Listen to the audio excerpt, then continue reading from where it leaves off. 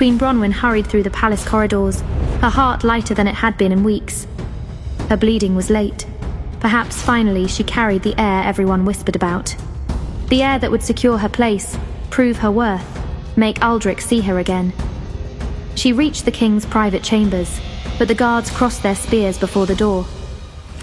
"I need to see my husband," she said, confused. "What? What's wrong? What's going on? I need to see him." The guard's face reddened. "Forgive me, Your Majesty, but His Majesty has requested not to be disturbed. He is attending to someone important." The word struck her like a blow. Someone important, not his wife, someone else.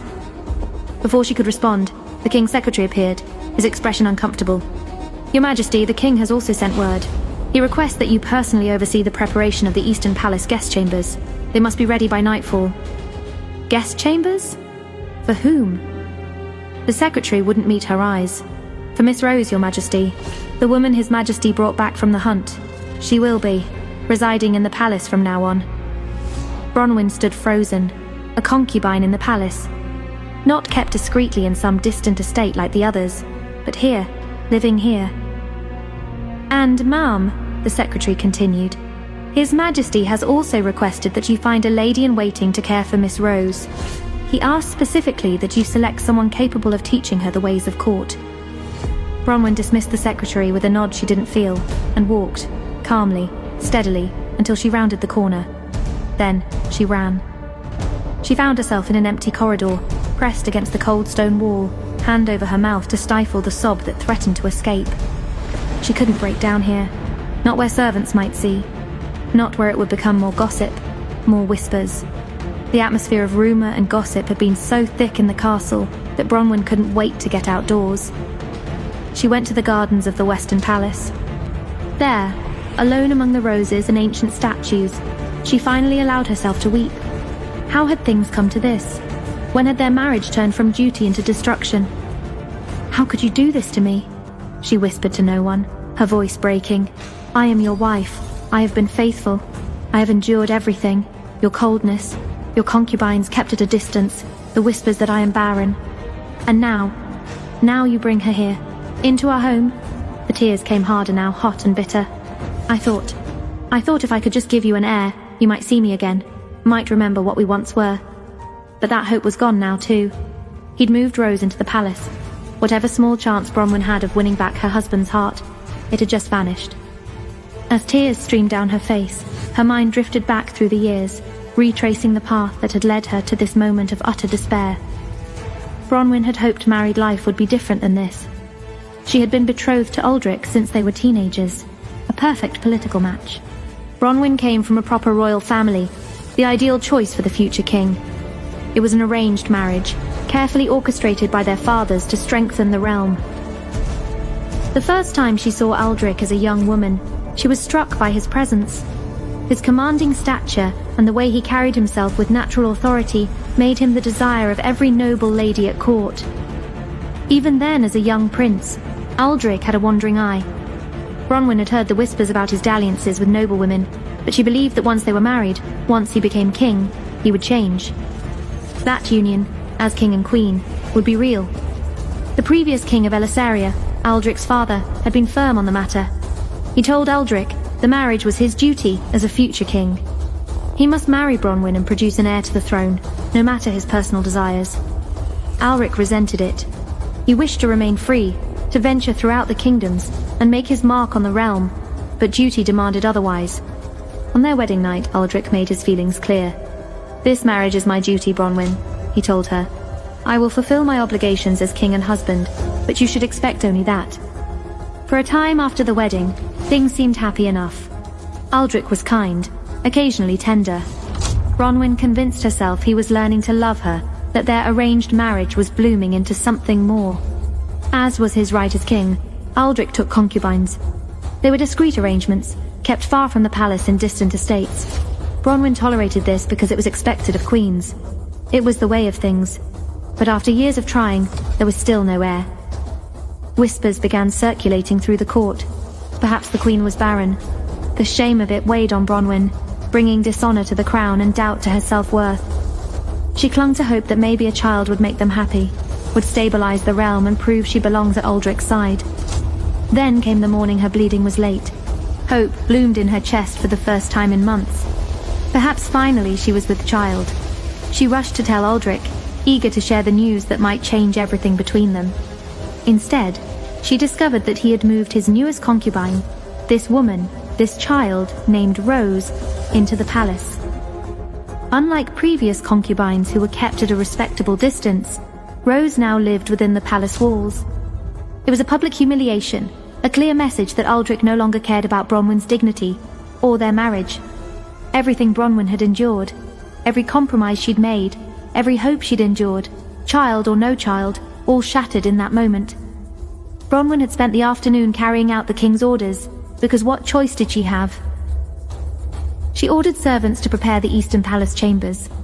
She did everything expected of a dutiful queen, but she needed air, needed to escape the whispers following her through every corridor. She went to the gardens with the deputy commander of the knights and her loyal bodyguard, Sir Artemis. The winter solstice preparations. At least work would distract her. "Your Highness," spoke Sir Artemis, "which of my men do you recommend to supervise the winter solstice ball?" But before Artemis could continue, he froze. "Artemis, what is it?" Bronwyn asked. He placed a silent finger to his lips, instructing her to be quiet. Confused, she strained to listen. That was when the sounds came to her more clearly. A soft moan, whispered nothings, and heavy breathing. Her cheeks flushed at the unmistakable sound of lovemaking. Though the threat to life and limb may have passed, Artemis was not pleased to have his queen's honor so sullied. He stepped forward, his voice booming in the frosty air. "Who is it? Out of there, this instant! These are the queen's sacred gardens, and I'll not have you defiling them in her presence. Show yourselves!" Artemis demanded.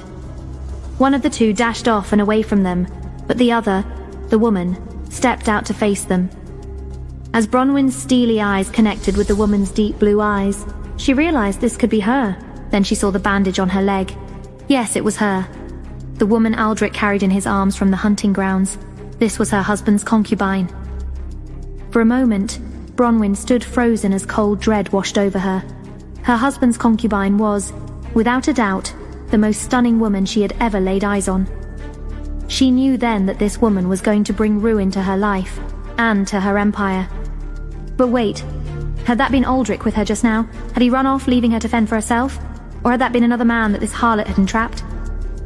She felt a hand fall on her shoulder, and realized it was Sir Artemis, mercifully trying to shake her from her trance. "My lady," he began delicately, "shall we?" He was right. She owed this woman nothing. All she had to do was walk away, but still, her gaze remained fixed on the mesmerizing young woman, her rival, her enemy. But the shameless thing took advantage of her disorientation. Taking a wavering step forward on her injured leg, the woman held out her hand. "Pleased to meet you, miss. My name is Rose," she said in a voice as soft as a lullaby. "Have you no manners?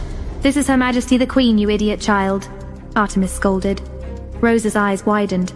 What? No, I know the Queen, Your Majesty. I am living in the Eastern Palace by the kindness of His Majesty, the King," she continued, taking another tentative step forward. "I'm Rose." Bronwyn paled at her implication. They were sharing the same man. It was time to put this woman in her place. "So, you're the slave?" He kept her voice icy. No, Your Majesty, I'm no such thing." Just then, Bronwyn saw Ladies Eliza and Laura rushing to their location. "Your Majesty," Laura gasped. "What's going on? Who is this?" Bronwyn opened her mouth to answer, but Rose spoke over her. "The Queen and I are just getting acquainted. I've been desperate to meet her. I'm Rose." As she spoke, extending her hand once again to the ladies in waiting, Lady Laura wasn't having it. From the corner of her eye, Bronwyn saw her take a step forward toward Rose. "You common little wench. There is no need for you to get acquainted with the Queen. Who are you to act so friendly toward her? You sold your body to the King. That doesn't mean she owes you anything. The Queen would never say it to you herself, but I will. You are nothing but a common filthy whore." "What do you mean, whore?" A low male voice growled behind them. Dread filled Bronwyn's stomach as she slowly turned around. It was Aldrich. The King himself had returned to save this woman's honor. His face was dark with rage as he glared at Lady Laura. I'm so sorry, Your Majesty," Laura began, the colour draining from her face. "I was just protecting Queen Bronwyn's honour." Laura rarely apologised, but insulting Aldrich's beloved was unforgivable. She and Countess Eliza dipped into deep curtsies. Bronwyn, however, stood her ground. As if sensing her eyes on him, Aldrich turned to her. "And Bronwyn, I thought better of you than to involve yourself in such idle gossip." "Idle gossip? Is that what you're calling your seduction behind the hedge?" She glared at him. The last thing she wanted was to apologise as if she were afraid of him. After all, he was the one who had taken a concubine. He should be getting down on his knees and apologising to her. The tension simmered between them, but their standoff was broken by the sound of soft whimpering. Bronwyn looked up and saw that Rose's eyes were glimmering with tears. She was trying, but struggling, to control her emotions. To her horror, Aldrich went right to her and took her hand. "Don't cry, sweet one," he cooed, but despite his attempt to soothe her, tears began to stream down her face, staining her pink cheeks. She couldn't stand the sight of Rose's small hand in his. Even worse, she hated the way he gently wiped Rose's silent tears away, something he had never done for Bronwyn with such care. He cared about this woman, and witnessing it was torture. Bronwyn couldn't prevent Aldrich from having a concubine, but she didn't have to watch them together. "Clearly you two need a moment alone," she hissed. Having had more than enough, she turned to address Artemis and her ladies-in-waiting. "Shall we head back to the conference? Unlike some senior royals, I have duties to attend to." Her entourage quickly followed after her as she began to walk away, but they didn't get far before Aldrich's voice rang through the garden. "Everyone, stop." She turned around, arching an eyebrow, assuming he meant to have further words with her. But instead, he raised a finger and pointed it at Lady Laura. "Leave this lady behind." Bronwyn felt her cheeks flush with anger. "And why would I do that?" Aldrich clenched his jaw. "I said, leave her." "What do you mean, leave her? She is my lady-in-waiting, and I will do no such thing until I know your purpose." Bronwyn stood against the king, tension crackling between them like frost in the air. But was it imaginary? Next to her, Laura's complexion had turned pale. "Just what do you plan on doing with her?" Bronwyn pressed. "That woman and her foul mouth deserve to be punished." "Aldrich, you know as well as I do, that would publicly disgrace her and me in society, and for what? Speaking the truth? That new woman of yours is a whore." Aldrich's face purpled with anger, and he took a threatening step toward her, but he got no farther. Sir Artemis placed himself squarely between her and the king. "Your Highness," the old knight began, his voice battle-hardened. "I wouldn't advise any rash action. You'll do well to remember my oath to the Queen." Aldrich stared down the knight, but even he knew better than to test Artemis's loyalty to Bronwyn. Instead, he took a frustrated step backwards and ran a rough hand through his hair while he tried to subdue his anger. Meanwhile, Bronwyn's mind spun. All this over, her, this woman was neither noble nor even an official concubine. The only title she held was that of a runaway slave and the king's prostitute. But if Aldrich was this enraged over a simple insult, what lengths would he go to protect her from true threats? Would he ruin their marriage? Would he risk the empire? At that moment, Bronwyn's gaze met the king's, and she could suddenly see the darkness within his eyes. She had her answer. Her husband would raise continents for this woman. "She may be your lady-in-waiting, Bronwyn," Aldrich spat, "but she is also my subject, and her behaviour is inexcusable. How dare she speak to another person like that? Lady Laura, I sentence you to the dungeon for 3 days, on meals of only hard bread and water." Laura's face whitened, and Eliza let out a small gasp of distress. For her part, Bronwyn felt as though she had been plunged into icy waters. The dungeons were for thieves and murderers, not outspoken ladies-in-waiting. Though her knees trembled, she stepped forward to challenge her husband. "That is too far, Your Majesty. Perhaps your decision could be more fully formed with my counsel." 5 days, then. I need no counsel." Aldrich raged over her. Bronwyn felt her heart sink. Searching Aldrich's face, she realized that she barely recognized the man whom she loved. Beside her, Laura bowed her head and stepped forward before Bronwyn could speak another word. "I accept the punishment, Your Majesty." While Bronwyn felt the bitterness of defeat, she saw in Aldrich's eyes the gleam of victory. Instead, the Queen swallowed her defeat. She watched the gleam of victory flash in Aldrich's eyes, and felt her heart ice over once more. Crushed, she gritted her teeth and turned away. Bronwyn couldn't bear to stay a moment longer. She retreated deeper into the gardens, past the roses and ancient statues, to her favourite spot, a secluded alcove near the reflecting pool, where no one, not even her ladies-in-waiting, ever went. There, finally alone, she allowed herself to weep. How had things come to this? When had their marriage turned from duty into destruction? As tears streamed down her face, her mind drifted back through the years, retracing the path that had led her to this moment of utter despair. Just then, Bronwyn was startled by a sound. Something new in the garden. Something she had never seen there, or anywhere else before. Something that would set fire to her frozen heart. On a sturdy branch perched an exotic and handsome hawk. What a strange creature, she muttered to myself. Carefully she approached the bird. An alert little thing, instantly aware of her, and yet it showed no fear. Bronwyn reached out her hand. The bird cocked its head and quickly hopped on. "What a pretty bird!" came a voice from behind her. Bronwyn's ladies-in-waiting had found her and rushed to her side. "Where did it come from?" another squealed. "It's so fearless!" Even as the ladies surrounded, the bird didn't startle. Bronwyn risked stroking the curve of its head, certain it was going to fly off, but to her delight it didn't. That was when she noticed a small scroll of parchment tied to its leg with a silk ribbon. She tugged the knot loose and unfurled the paper.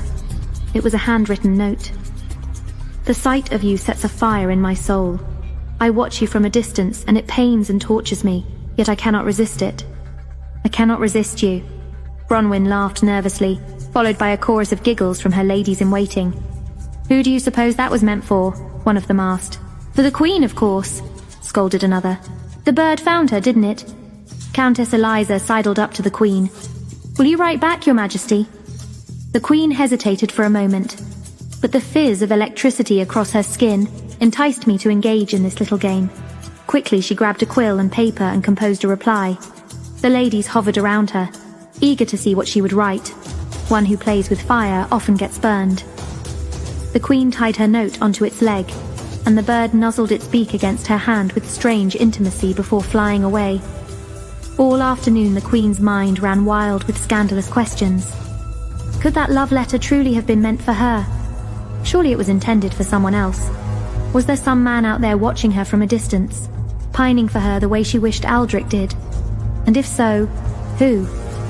The mere thought of it sent chills down her spine, and even if she didn't want to admit it, the Queen could feel her frozen heart begin to thaw.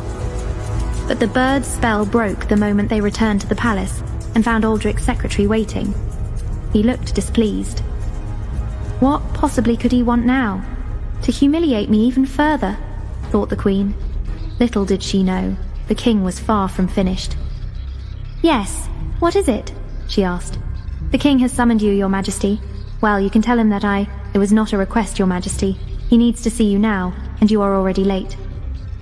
With that one unfriendly statement, all the happiness from her time with the handsome bird drained away, and judging by the expressions on her ladies' faces, they felt the same. This had to be about Rose. Bronwyn sighed. Very well, lead the way. Before she knew it, she found herself being admitted into Aldrich's darkened library. "I've been waiting for an hour," he grumbled. "Where were you?" "Am I required to account for my whereabouts at all times now?" It was a simple question that demands a simple answer. His tone was brusque. He didn't sound like himself. She quickly realized she had better be truthful. "I was in the gardens with my ladies-in-waiting. I needed some air." Satisfied that she was obedient once more, Aldrich launched into the real topic he wanted to discuss. "I'm planning on giving Miss Rose a lady-in-waiting. Maybe two." "So?" Bronwyn asked. "So, wife, I charged you with this task. You were to find a lady-in-waiting for Rose, and you must oversee her tutelage. Aldrich, that would be tantamount to me serving her." Yes, it would, and that is why you must do it." How could her own husband do this to her? His queen? Did he get some sort of sick enjoyment from torturing her? She felt her heart grow colder as she returned to her chambers, humiliated yet again. Nonsense! Why should the Queen provide a lady-in-waiting for the concubine? Bronwyn's ladies protested, but she had no choice. The king had given a direct order. The next afternoon, Bronwyn stood in the gardens surrounded by more noble women than expected. She took a breath, and made her request. Would anyone serve as Miss Rose's lady-in-waiting? Silence. Finally, Lady Alice stepped forward. Your Majesty, forgive me, but it's rumored Miss Rose is a runaway slave. Whoever served her would be shamed in society. It would not be an honor, it would be a punishment. Murmurs of agreement rippled through the crowd. Not a single woman stepped forward. Before Bronwyn could respond, a commotion erupted. Rose stumbled through the crowd, clearly drunk, having overheard everything. You know nothing of me, Rose spat. I wouldn't allow any of you to serve me, even if you begged. I have the king's love, and that is more than any of you will ever have. Even her. She pointed at Bronwyn, then gathered her skirts and marched from the gardens. The noblewomen dispersed quickly, eager to spread this fresh gossip.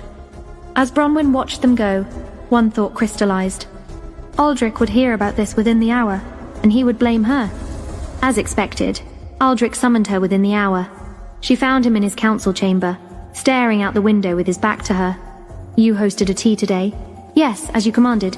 I invited every noblewoman in the capital to find Rose a lady-in-waiting. He turned slowly, and not one accepted. His jaw tightened. Not one? Out of dozens of noblewomen, not a single one agreed to serve her.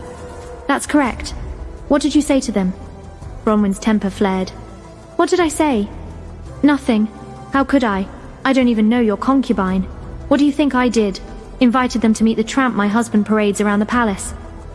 He moved faster than she expected, crossing the room and pinning her against the wall. His breath came hot against her face, his eyes blazing. You will watch your tongue when you speak of her. Or what?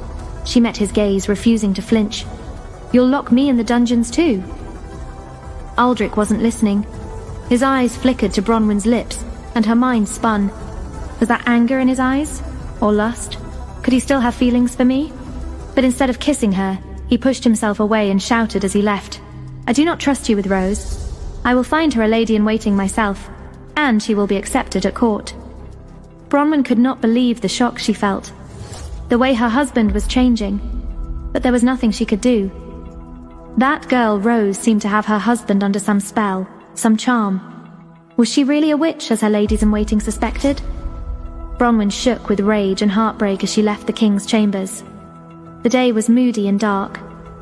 Even so, after a few turns around the expansive gardens, all thoughts of Rose had kind of left her mind. That was when she felt a flutter just above her head, powerful enough to ruffle her dark hair. The bird. Her heart leapt at the sight. She had been certain she would never see the creature again, and the delight at having been proved wrong was overwhelming. There was another note tied to it. Carefully, she untied the ribbon-wrapped parchment secured to its leg and read the note in silence. It said, "Those who play with fire may be likely to get burned, but at times, isn't some pain for the sake of pleasure worth the price?" She took a seat on the edge of a nearby fountain and composed her reply. "And do you take your pleasures upon no one in particular?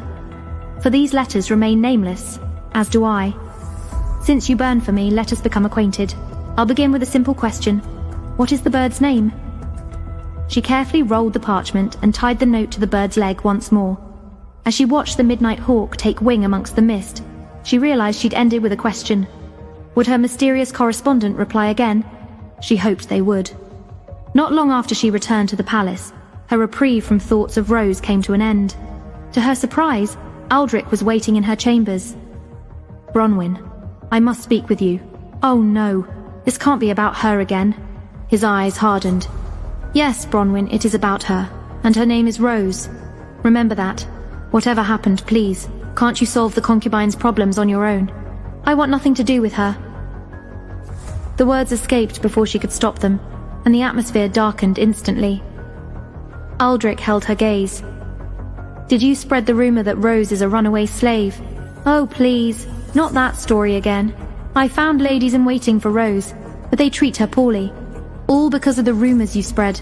Congratulations, you found them. But I have no control over how the concubine's ladies act. I have nothing to do with her. There isn't anyone else but you who could benefit from such whispers. Rose is your romantic rival." It took all her strength to keep her composure. "Listen, King Aldrich, your concubine is no rival to me. Bronwyn."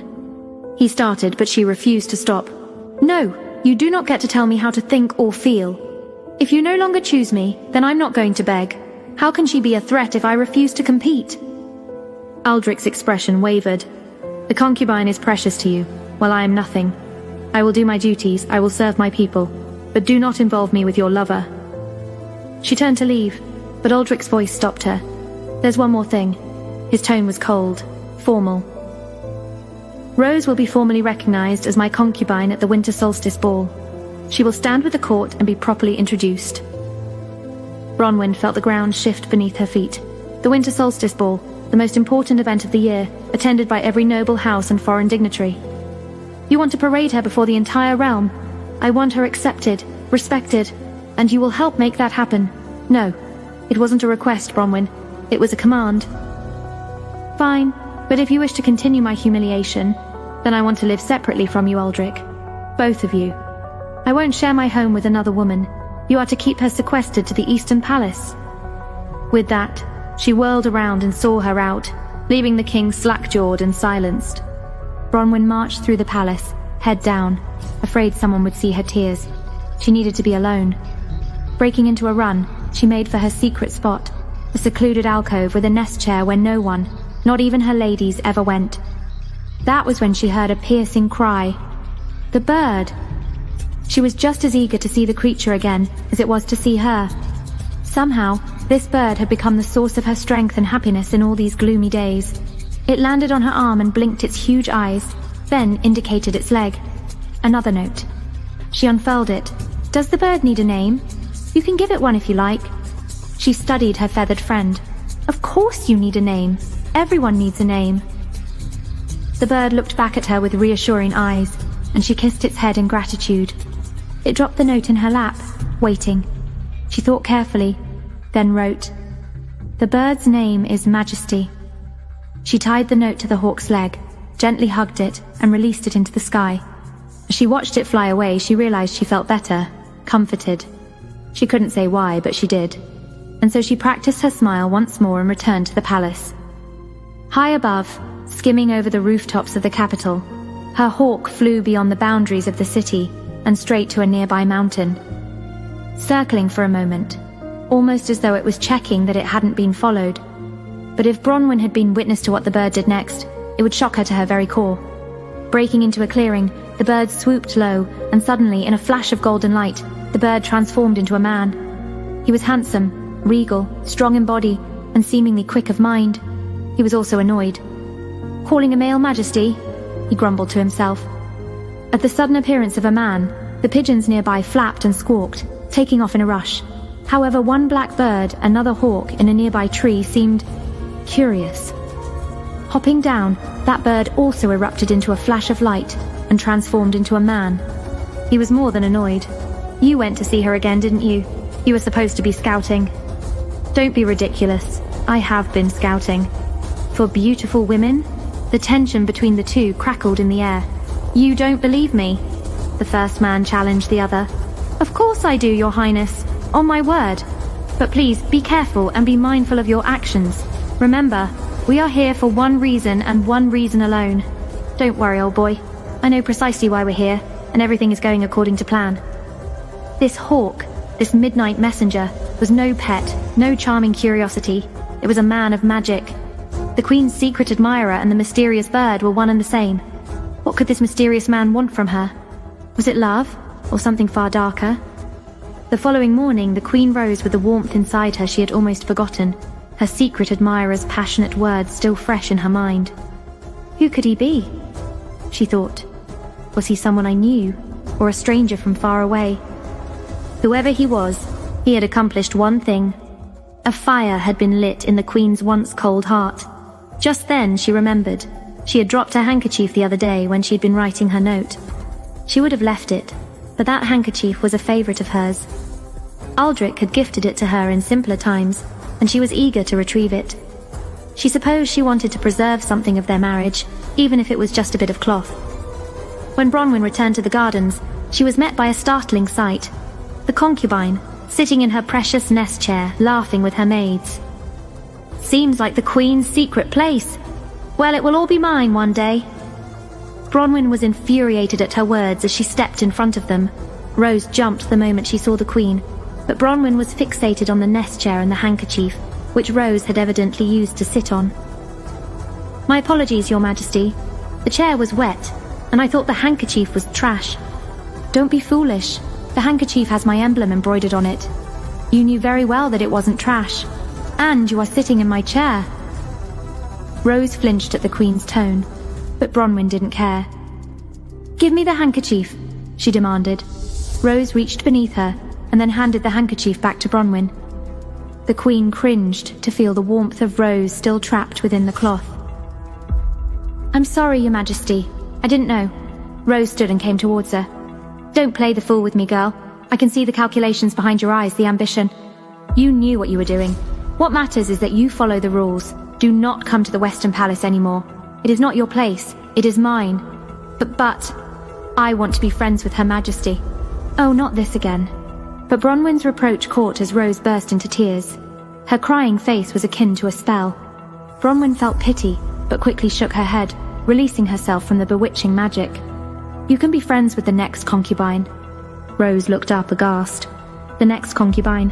Why, yes. Now that the king has taken one, why would he stop there? He needs to slake his lust after all." Rose turned pale, her pride wounded. She stared at Bronwyn before picking up her skirts and running from the gardens, her maids following closely behind. Bronwyn left with the handkerchief, and as expected, the king entered her chambers within an hour. "May I help you, Your Majesty?" Bronwyn asked as Aldrich entered her chambers. "You told Rose that I would take another concubine after I tire of her. Why are you doing this? This is very unlike you, Bronwyn." "Oh, Aldrich, this is exhausting. I told you one thing. Keep your concubine contained in the Eastern Palace. And of course you'll take another concubine. Have you ever heard of a king who broke his vows with only one?" Her voice rose. "Your concubine insists on interfering with my life. She wants to be my friend. Can you even fathom how difficult it is for me to know of her existence, never mind having to see her, speak with her, and tolerate her? How would you feel if you had to befriend my lover? How would you—" Aldrich strode forward and covered her mouth with his hand, his face reddening with anger. "Bronwyn," he growled, "have you taken a lover?" She removed his hand from her lips. "Why would you ask that? You just said it yourself. How would I like to befriend your lover?" Bronwyn pulled away from his grip. Every muscle in Aldrich's body was strung with tension, as though it took every ounce of self-control not to reach for her again. He was jealous. To dispel his emotions, Aldrich began pacing, then left without another word. Bronwyn's eyes swelled with tears. Is this what they had made of their marriage? But it wasn't her fault. He was the one who brought in Rose. Bronwyn had been crying into her pillow for what felt like hours when she heard a tap on the glass. Wiping her tears, she looked up to find the midnight hawk hovering outside. Her heart leapt, and she rushed to swing open the casement. The bird flew into her chambers and landed softly on her bed. "Oh, my dear, sweet bird, I have missed you." As she dabbed at her cheeks, the feathery creature peered at her with its large, golden eyes, studying her closely. "Do you have a message for me?" she sniffled. It was silly, but Bronwyn felt the only thing that could comfort her now was more of her secret correspondence. To her surprise, the midnight hawk nodded as if it understood, then held its leg out. Smiling, she gave it a gentle pat and untied the note. It was short but efficient, and yet the words of this stranger, someone she had neither face nor name for, lifted the heaviness from her mind. "The bird will be named Majesty, as you wish, but keep in mind that he is a male." "Oh, you're a boy. My apologies, I didn't know, dear sir, but now that I have named you Majesty, I don't think I can call you anything else. The name is stuck in my mind, I'm afraid. Will you be terribly offended?" The bird blinked at her, apparently resigned to its fate. Smiling and wiping away the last of her tears, she gave the handsome creature another pat before heading to her desk. Majesty followed closely and watched as she took out parchment and wrote her reply. "I didn't know he was a male. An unexpected surprise. Good men are so hard to come by." She rolled up the note and tied it to Majesty's leg, glancing at the calendar. The winter solstice celebrations were just around the corner. The guests were due to start arriving tomorrow at the palace. And even with all her duties, the Queen thought of only one thing. "Tomorrow, will I finally get to meet the Midnight Hawk's master?" She blushed at the thought. The morning passed in a blur of formal greetings as Bronwyn welcomed foreign guests to the palace. "Your Majesty, Countess Eliza hissed, tugging at her sleeve. "Look at the next carriage." She turned and froze.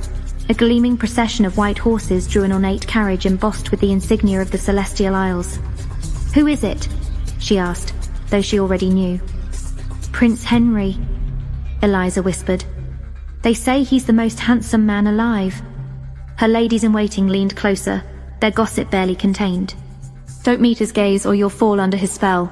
He's a womanizer. Dangerous." Bronwyn forced her expression to remain calm, though something inside her shifted. The Celestial Isles were rich and formidable. Once their rivals, now their uneasy allies. Yet at the sound of his name, a warmth spread through her, as though she'd felt his touch before. The carriage came to a halt. A footman opened the door and Prince Henry stepped into the sunlight, tall, composed, and devastatingly handsome. As he approached the palace steps, reason deserted her. For one suspended heartbeat, even the air around them seemed to still. She had heard endless tales of his beauty, but none captured the truth. He moved with quiet strength, his black cloak edged in feathers that shimmered in the light. His golden hair caught the morning sun, and it struck her that the stories were wrong. Prince Henry did not merely walk into the day, he seemed to command it. "Prince Henry," I greeted with a small curtsy. "I am Queen Bronwyn. Welcome to the kingdom of Elisaria." She hadn't expected it, but instead of speaking or bowing, Henry took her hand, bent upon one knee before her, like a knight swearing a vow of loyalty, and placed a delicate kiss on her fingers. She had knighted many men, and many had sworn fealty to her, but the knights never failed to lower their eyes, while this man held her gaze captive as he kissed her. Her breath hitched in her throat as his lips grazed her skin. "It's an honor to meet you, Majesty." The Queen froze. "Wait, did he just call me Majesty instead of Your Majesty? Maybe I misheard." Bronwyn fought to regain her composure, forcing her expression into one of dignity, born through years of princess training. "It's an honor to meet you as well, Prince Henry." He smiled softly. "I've heard nothing but good things about the Imperial Palace of Elisaria. I see now that it is indeed very beautiful. Thank you. I hope you will find it pleasing." Prince Henry's golden eyes squinted into a smile as he looked at her. "Oh, trust me, I am already pleased." She didn't know if it made her blush. She greeted many guests that day, but she couldn't forget Prince Henry's face as she returned to her chambers. And as soon as she entered, a knocking came at her window. It was Majesty, rapping upon the thin pane of glass with his beak. Bronwyn rushed to meet the midnight hawk upon the windowsill, and Majesty immediately held out his foot, evidently eager to deliver the latest note, which read, "I have arrived at the Imperial Palace. Do you know who I am?" "What?" The Queen felt dizzy. She was in awe. He was already here, my secret correspondent. Mentally, she scanned through all the faces she'd greeted earlier, but nothing stood out. It was difficult to pinpoint a single person among the abundance of guests.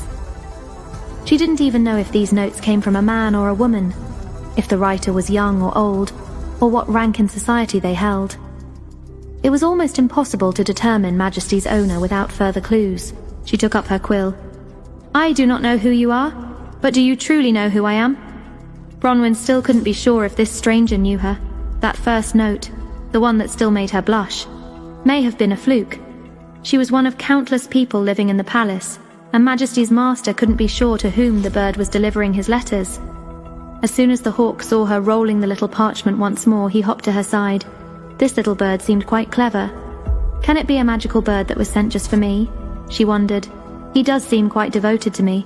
But no, it has to be a fluke because magic hasn't been seen in these parts for generations. Maybe I'm not thinking straight. She tried to shake off that unnerving feeling. Having tied the note to the bird's leg, she stroked his head once again. "All right, Majesty. It's time to fly once more. Can you take my note back to your master?" Opening his half-closed eyes, the hawk stretched his wings and leapt out of the window at her command. She was already sorry to see him go. After a few moments, Sir Artemis knocked at her door. "Your Majesty, Prince Henry wants to see you." She looked up in surprise at Sir Artemis. "Yes, Your Majesty. He seems to have a certain request for you. And only you." Despite the pleasant tightening in her stomach, Bronwyn couldn't deny the request. And so Sir Artemis escorted her to Prince Henry's chambers. As she stepped inside, Prince Henry was standing at his window with his back toward her. He must have felt her gaze upon him, for he suddenly turned and knelt before her. "You are very kind to kneel, Prince Henry, but courtesy demands only a small bow," she said with a smile. "I don't mind kneeling in front of you, my queen." His words made her blush. "Now, Prince Henry, what can I do for you?" He gave her that killer smile, as if sensing her nervousness. "My lady, I was hoping you could show me the palace. I would like to familiarize myself with it, but my sense of direction is sadly lacking, and I'm afraid I will get lost." "Prince Henry, such a request is a little unusual, and I have a great deal of work to do. Perhaps I could send for one of the footmen, or perhaps Artemis here." No, I want only you, I'm sorry. I wish only for Majesty to show me." She had to stop herself from taking a step back. He had again called her Majesty, not Your Majesty. Was this a simple failure of language between their two realms, or... The word hung in the air with a certain importance, all because she had been sending messages with Majesty the bird. Did that mean Prince Henry was Majesty's master? Did he think she was his secret correspondent? Was that first note about the burning of his soul? No, it can't be. She quickly shook the thought from her mind. There were thousands of guests here. He just made a silly blunder with a royal title. That's all. Prince Henry watched her carefully, eyes dancing across her features, awaiting her response. Sir Artemis, ever present, frowned. He likely thought it rude for the prince to make such a request. However, letters or otherwise, she couldn't risk a political blunder. She certainly wasn't going to cause unnecessary trouble by denying the prince who might very well succeed to the throne one day. And, if the guise of politics allowed her to spend time with this handsome stranger, then so be it. No one would be the wiser. "All right, let me get my cloak." They stepped out into the evening air. The day was dark, rain threatening on the horizon, but Prince Henry seemed intent on his tour. "Have you seen the Silver Gardens?" Bronwyn asked, keeping a respectful distance as they strolled. She could feel Sir Artemis watching from behind, wary of any threat to his queen. "That garden is closest to the Imperial Palace. Very few foreigners have been allowed to see it. I could take you..." The sole of her boot slipped on the damp limestone, stealing her balance. She braced for a hard fall, but strong arms caught her around the waist. She opened her eyes to find herself gazing into Prince Henry's face, mere inches away. His hands were on the small of her back and the curve of her hip, intimate places, but she couldn't blame him. He'd caught her out of need. "My lady, are you all right?" "The lady appears fine now, Prince Henry," Artemis said, his voice edged with warning. Henry helped her to her feet, catching both the warning and the shame in the old knight's eyes for not reaching her first. "Thank you, my lord." "I'm quite well now," Bronwyn said, smoothing her skirts. "Of course you are, Majesty," he grinned. "However, I insist on taking your arm.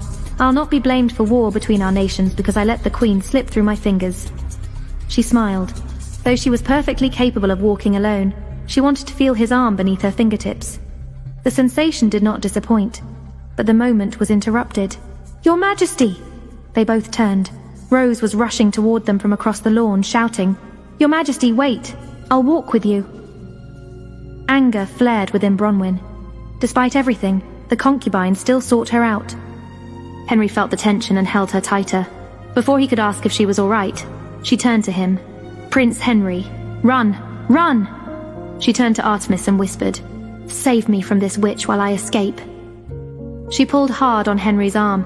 He didn't need encouragement, and they dashed along the cedars, grinning, thrilled by the escape and the foolishness of it all. Evergreens and holly blurred past as they ran, gasping and giggling around the hedgerows like children, until Henry tugged on her arm and pulled her aside behind a tall row of laurel. Pressing themselves into the greenery, winded and spent, they caught their breath, grinning at each other. Did we lose her? To peer around the hedgerow, Henry braced his palm near her ear and leaned across her, careful not to touch. She felt his heat, the proximity making her aware of every inch of him. It took all her control not to reach out and touch his chest. "She's gone. That old knight of yours has done his duty admirably." Henry's gaze drifted to her lips, then quickly away. Neither spoke, but the silence between them was thick with expectation. He shook his head and looked away. "Do you not find me handsome?" My goodness, what a question. By now most people will do just about anything for me. Yet, Majesty remains cold. She stared at him, mouth agape. Was he serious? Suddenly, Prince Henry burst out laughing. My apologies, Majesty, but I needed to lighten the mood. That woman soured you terribly. I just wanted to make you laugh. She exhaled, fighting giggles. You had me worried, but you aren't incorrect. That woman makes me seethe. He glanced around, then offered his arm again. Shall we? The coast is clear. They continued their stroll, alone this time. So that woman, the king's mistress, I suppose. She noticed he used mistress instead of concubine, a more accurate, unflattering distinction made for her benefit. The king is a strange man, Henry continued. How could he look elsewhere when the queen stands in front of him? She turned her face away. It is a question I've been asking myself, a question you deserve an answer for. Thank you for your kind words, Prince Henry. There is no need to thank me. If he cannot appreciate you, then he's a fool who does not deserve you. The words should have flattered her, but then the rumors surfaced in her mind. Womanizer, manipulator, murderer. She glanced at him sidelong, and suddenly he looked like the type who only gave compliments when it suited him. She dropped his arm. What happened, Majesty? I must return to my duties. Thank you for the stroll, Prince Henry. It is doubtful we will see each other again. As she strode away, he called after her. Majesty, would you grant me an invitation to the royal banquet on the last day of the winter solstice celebrations? As your guest? She stopped. Those present at the final solstice banquet were distinguished individuals only. It was the most intimate affair. Why? Isn't it obvious? She reddened. A moment of dalliance in the gardens, and now every foreign dignitary thinks you're desperate and available. She rounded on him, red-faced. I am not that kind of woman, Prince, nor that kind of queen. I know. You negotiate diplomatic affairs at the most important political event on Elisaria's calendar. I only meant to strengthen ties between our nations. Trade, security, those obvious topics. Majesty, what did you suppose was so obvious? His tone was so even, so matter-of-fact, that she felt foolish for imagining anything between them. She lifted her chin. Your invitation will be delivered shortly. Turning on her heel, she strode away, eager to be back within the palace walls. But as she retreated from the gardens, she couldn't help but feel she had somehow made a deal with the devil. The next day brought more guests to the palace, and the time passed quickly as I exchanged greetings with them. It wasn't until she retired to her chambers that evening that she had a moment to catch her breath. But even that was short-lived. She found Majesty sitting on the windowsill, soaking wet and shuddering. She threw open the window. My goodness, your master sent you in this rain. You poor thing, you're shaking. She gathered Majesty in her arms, pushed the window closed, and carefully laid the bird on the settee with a soft towel wrapped around him. Only when the midnight hawk was completely dry and soundly sleeping did she carefully pull the latest note from his leg. The handwriting was smudged by the rain, but thankfully still legible. Then shall we make a bet? The one who finds the other wins. A bet? She went to her desk to write her reply. What would you bet on? When she put her quill down, Majesty shouldered off the towel and flew to her desk, perching on the heavy oak frame. He extended his leg. No, you see the rain. I'm not sending you out in that. Slowly, Majesty lowered his leg, though he still eyed her with suspicion. You can sleep here tonight, with me. In return, Majesty squawked. Oh, you silly thing. Is this because I'm a girl and you're a boy? Well, don't worry, I won't peek. She said it in jest, but somehow became more aware of the fact, and made sure to undress out of sight. After her bath, she slipped into a silk dressing gown and returned to find Majesty lying on her bed, fast asleep on his back. Taking her chances, she tiptoed closer and slowly crawled into bed beside him, careful not to make too much movement. She kept still, amazed by the warmth emanating from his body. Majesty's feathers shimmered in the candlelight, so finely detailed they almost looked iridescent. When she peered too closely, the image seemed to shift, like a reflection in a pond disturbed by ripples. She thought she saw Prince Henry's image. Could this bird be? She rubbed her eyes, blaming exhaustion, and reached out to touch him. Her hand met soft feathers, just feathers, plain and simple.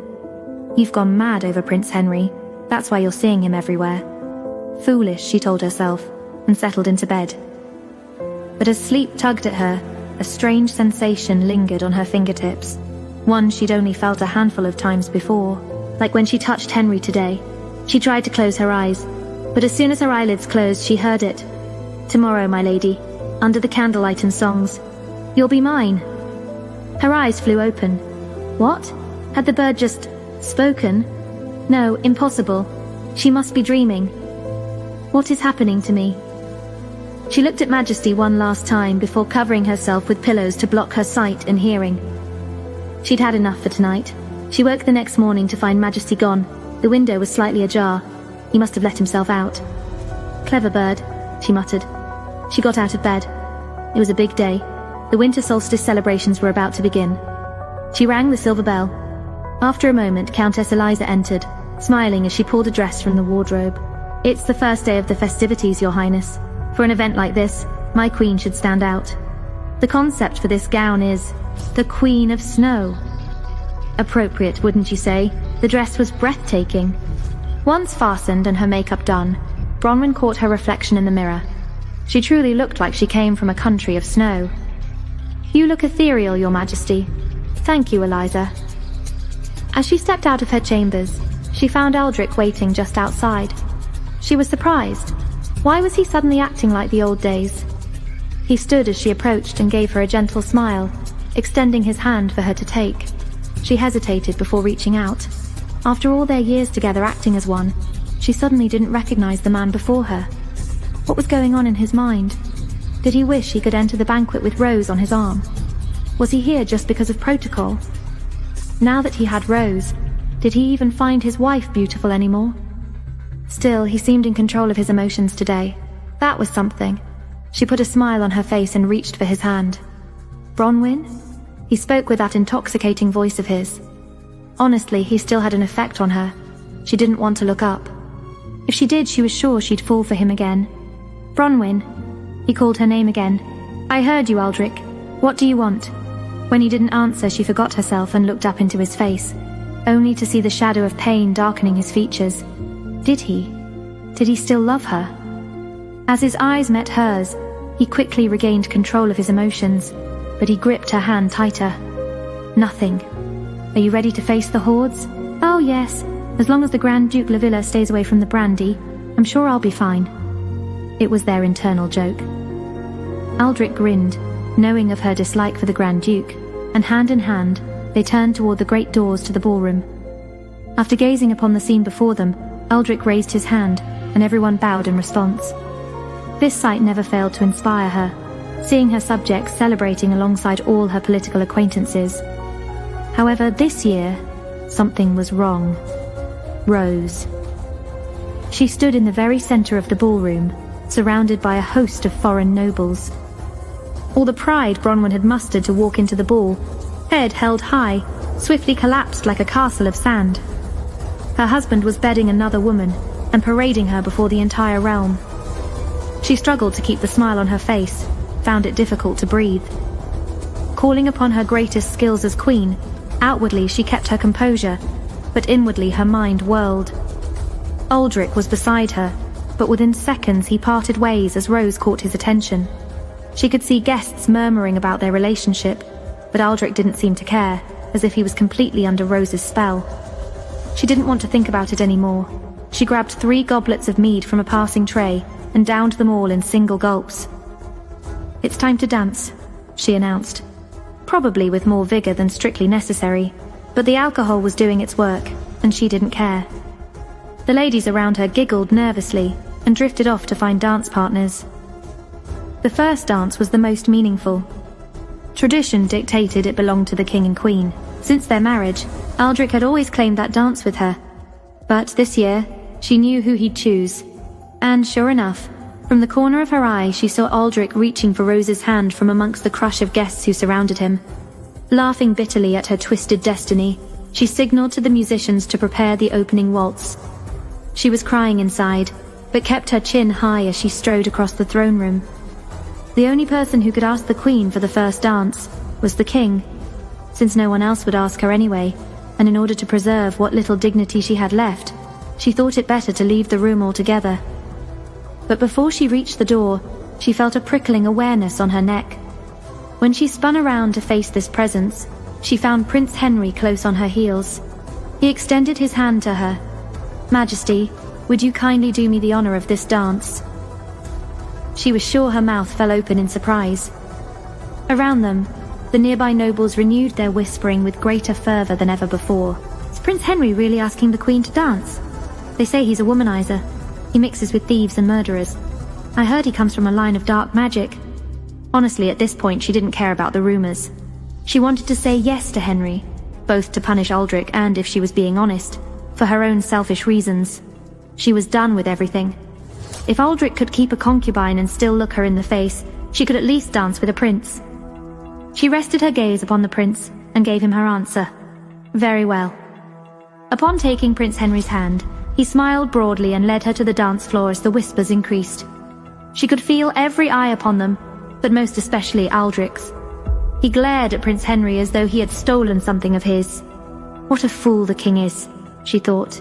Did he really expect he could discard me, and I would simply wait for him to crawl back whenever it suited him? In a small show of defiance, she gave Aldrich a hard stare. He stared back, but ignoring his stern expression, she turned away to smile at Henry and placed her hands upon his strong shoulders. "Birds of a feather," Henry murmured into her ear. What, Bronwyn thought, did that mean? Was Henry?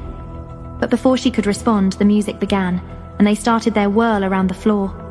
The throne room had transformed into a kaleidoscope of colour, with all the couples dancing, and of course, dancing amongst the other guests, Aldrich and Rose. Prince Henry must have noticed the change in her expression when they waltzed past them, for he pulled her in closer and whispered into her ear, "At this moment, do not think about anything, not even your husband." She glanced up at him in surprise. "But people will talk." He nodded, then twirling her around, pulled her in close once more. "People will always talk. It's how they brighten their dull lives, by concerning themselves with the business of others." Maybe he was right. Her life couldn't be just about her husband's scandal. As they continued to dance, she considered all the rumors she'd heard about Prince Henry, and suddenly wondered if she was giving them too much credence. Without thinking, she found herself pulling close to him so she could whisper back into his ear. "Noted, Prince Henry. But what about the rumors about you? Do they not bother you at all? That I'm a womanizer? That I fraternize with black-hearted pirates? Or that I killed my infant nephews just so I could secure my own reign over the Celestial Isles?" She hesitated before answering, staring into the fathomless depths of his eyes. "I can see it in your face, Prince Henry. You may have secrets, but not those." Henry looked taken aback, and stared at her as though she had discovered something about him. He struggled to form a response, but as he opened his mouth, the music stopped, and someone strode toward them. What had he been about to say? She opened her mouth to ask, "Prince..." But she didn't get to finish her question, for suddenly, Aldrich appeared in front of her. His eyes were full of unidentifiable emotions. "Enough, my queen. Now you dance with me, your husband." My queen? Had Aldrich really just called her that? He hadn't used those words since Rose arrived, since he made it painfully clear that she no longer mattered. He had always been formal, distant, and now here he was, claiming her in front of the entire court. Why now? Was he jealous of what he saw between her and Henry? Was this some reaction to that fleeting moment they shared? Or was he just playing another game, the way he always had, trying to keep control, trying to keep her tethered? But before she could respond, Aldrich's fury turned toward Henry. "I don't know how things are customary on the Celestial Isles, Prince Henry, but here in Elisaria, only the king is permitted the first dance with the queen." The ballroom fell silent. Every eye turned to watch. Prince Henry's next words sent a cold shiver down Bronwyn's spine, words that would spark war. "Ah, but of course, your highness. How foolish of me. Here I was thinking the king of Elisaria preferred the sole company of concubines and slaves." The court gasped. Aldrich lunged forward, his face purple with rage. "How dare you dance with my wife and dishonor my concubine before my court? I challenge you to a duel." Another wave of gasps rippled through the ballroom. A challenge. A duel between kings could mean war between nations. Henry's smile widened, devilish and calm. "It would be my pleasure, your majesty." "Stop!" Bronwyn cried, stepping between them, her voice cutting through the chaos. "Both of you, stop this madness." The air trembled, charged with tension and barely restrained violence. Her heart pounded in her chest as she stared between them. The husband who betrayed her, and the prince who might save or destroy her. Aldrich's hand was on his sword. Henry hadn't moved, but his eyes gleamed with something ancient and dangerous. And in that moment, Bronwyn realized 3 things. First, that Aldrich had never truly seen her until another man did. Second, that Prince Henry was far more than he appeared. And third, that her choice in this moment would decide not just her fate, but the fate of 2 kingdoms. The ballroom held its breath, and Queen Bronwyn made her decision. That choice would spark war or forge peace. But the Midnight Hawk held secrets that could shatter everything. Had Prince Henry orchestrated this moment from the beginning? And if so, why? Would Queen Bronwyn uncover his true identity and intentions before it was too late? And when the cost came due, would she pay with her kingdom, her crown, or the last fragments of her broken heart? Learn more about the mysteries of the magical hawk, the hidden power within the queen, and the enchantment that holds the king captive to his concubine. Listen to full episodes of The Queen Betrayed for free, only on Pocket FM.